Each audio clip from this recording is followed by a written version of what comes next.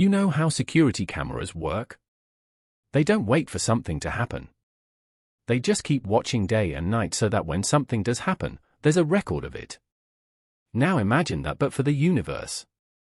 No one pointing it, no one choosing targets, just a system that scans everything over and over without blinking. Every few seconds it captures a new frame. Every few nights it has observed most of the sky and then it starts over. In its first few hours of testing, it found over 2,000 asteroids we didn't even know were there. Some were close, some were fast. All of them were missed until now. It doesn't zoom in. It doesn't wait for instructions. It just watches because space doesn't warn you before something happens. And now, for the first time, we're not going to miss it. Most people think telescopes are slow. You point them at one star, one galaxy, and wait. Maybe you're lucky and catch something interesting. Maybe you spend the night getting nothing. That's how most of astronomy has worked for centuries. Tiny patches of the sky studied one at a time.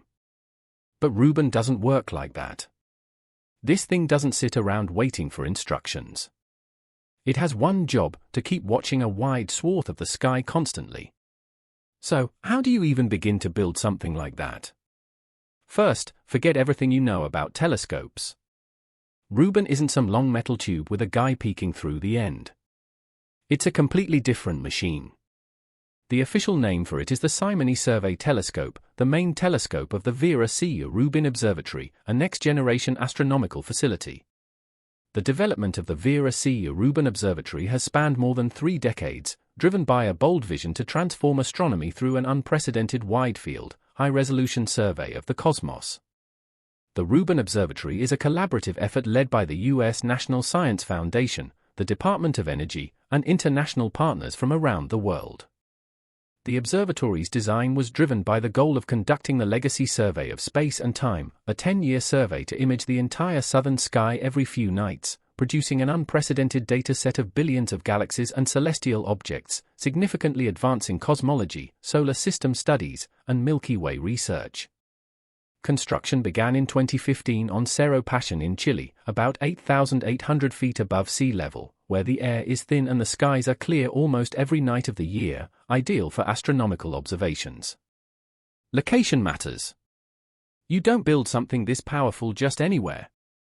But it's not just where it's built. It's how it's built. The mirror at the heart of this telescope is 8.4 meters wide. That's bigger than the mirror on Hubble. But size isn't the most interesting part.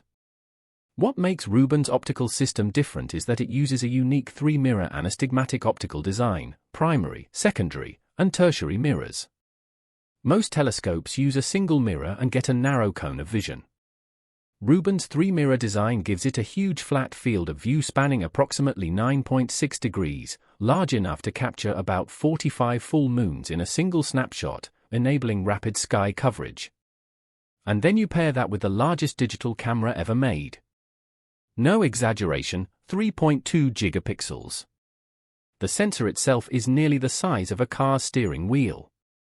It's made up of 189 CCD sensors stitched together into a single focal plane. The camera alone is over 3 tons. They had to design a whole new cryogenic system just to keep it cool enough to work properly without overheating. Now, you might wonder, why build a camera this big if you're just going to scan the sky every night? Why not take smaller targeted images like everyone else? Because Rubin isn't looking for what we already know. It's trying to catch what we're missing. And the only way to do that is to be faster and wider than anything before it. Rubin can take a full shot of the sky in 30 seconds, move slightly, take another, and repeat. It cycles through 6 filters, from optical to near-infrared, and by the time it's done for the night, it's collected tens of terabytes of data every single night. This isn't the kind of telescope you wait to use. It's fully automated. It's pre-programmed to scan, log, repeat. All the raw data goes into a giant pipeline where it's cleaned up, stitched together, and flagged for changes. Did something move? Did something flash? Did a star suddenly get brighter? A program flags it. Artificial intelligence, critical for pattern recognition, manages the vast data set, identifying changes among billions of objects, comparing them to previous data, and alerting global telescopes in real time for follow-up observations. And this process happens without human input. Which brings us to something that really matters, the fact that Rubin will collect more data in its first year than every other telescope on Earth has gathered in decades. That's not just a claim, that's the reality of imaging the entire sky over and over again with a 3.2 gigapixel camera. Let me put it this way, Hubble takes incredible deep shots of distant galaxies, but Hubble sees a tiny sliver of the sky. Rubin trades zoom for coverage. Instead of seeing one galaxy in detail, it sees tens of thousands at once, over and over, to track how they move and evolve over time. And unlike Hubble, Rubin won't be pointing at just one thing. It will do the exact same scan again and again for 10 years. That means we're not just seeing the universe as it is, we're recording how it changes, like a cosmic time-lapse. Think about how many times we've missed major events in space because no one was looking. Supernovae that happened and faded. Comets that passed us by. Asteroids that snuck in from the blind spot. Rubin is designed to remove that blind spot. It's not waiting for something to happen. It's already watching. And by the time most people hear about a discovery, Rubin's camera probably caught it days ago. Rubin just had what's called first light. That's the term astronomers use when a telescope finally starts observing the sky for real, not calibration tests, not dummy runs, real exposures. And Rubin didn't waste any time. It started scanning, and within the first few hours, it delivered. Over just 10 hours of early operations, Rubin's camera captured more than 1,100 exposures. And in that short window, it detected over 2,100 previously unknown asteroids. That's not a typo, 2,000 in one night. Most of those were harmless. A few were flagged as near-Earth objects, which means they're in the general neighborhood, but nothing dangerous yet. Still, the point is clear. These were objects we didn't know about.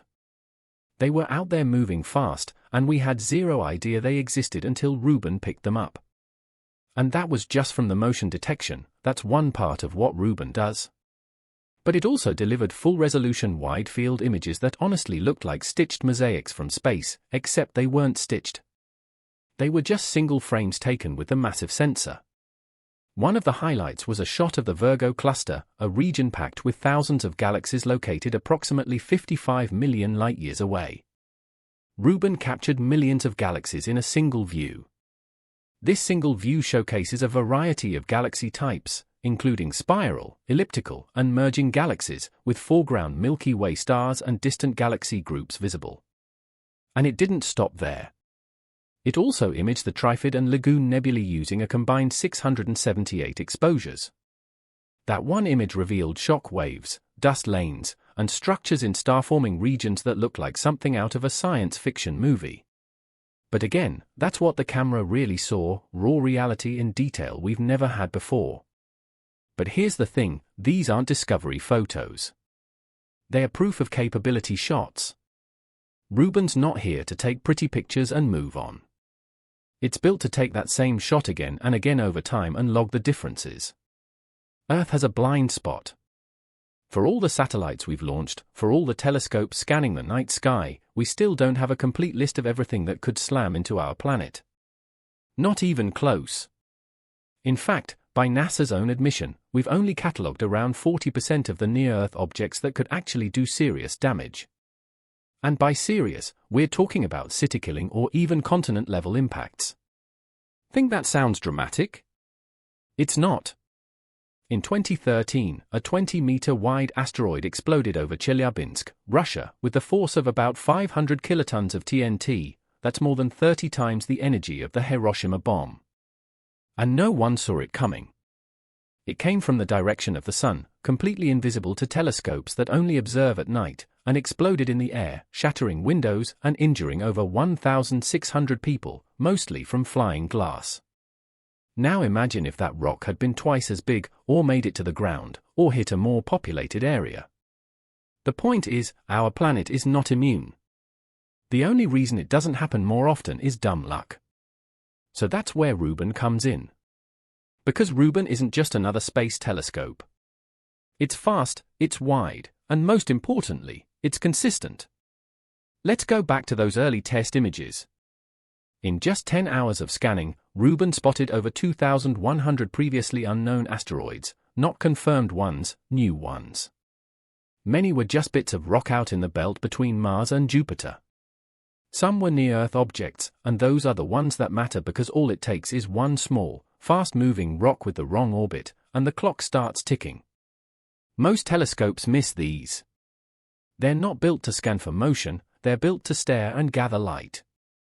But Rubin's design, its cadence, its field of view, and the speed of its imaging system mean it can catch objects that move between exposures. It doesn't just take one picture and walk away. It looks again, then again, and if something's changed, even a few pixels worth, it flags it. Rubin is expected to find millions of new solar system objects over the next decade. That includes everything from main belt asteroids to outer system comets to objects in weird tilted orbits that don't fit anything we've seen before. And buried in that pile could be the next serious threat. But the real value here isn't just spotting these objects, it's spotting them early. Because time matters. If you discover a dangerous asteroid 2 days before it hits, there's nothing you can do. But 2 years, 10 years, that changes everything. You can model its orbit, track it, plan for a deflection mission if needed, or at the very least, evacuate a region before it gets obliterated. Rubin gives us that time buffer, not for all threats, but for more of them than we've ever had a chance to catch before. And it's not doing it alone. The data Rubin collects is shared with the Minor Planet Center and other observatories around the world. Once an object is flagged, others jump in to refine its orbit and get a better read on its trajectory. That global coordination didn't exist during Chelyabinsk. It does now.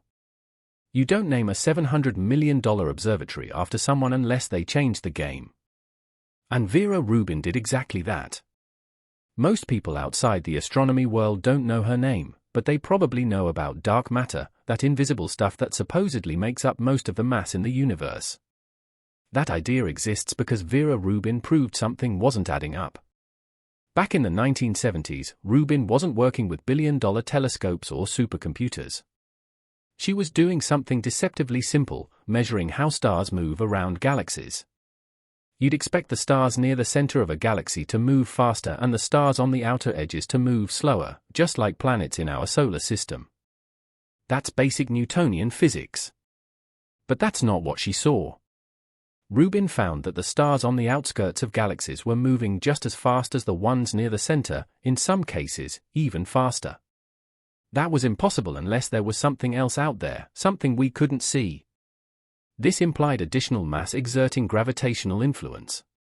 She wasn't the first person to suggest missing mass, but she was the first to prove it over and over across different galaxies with better data than anyone had collected before. She didn't shout. She didn't speculate wildly.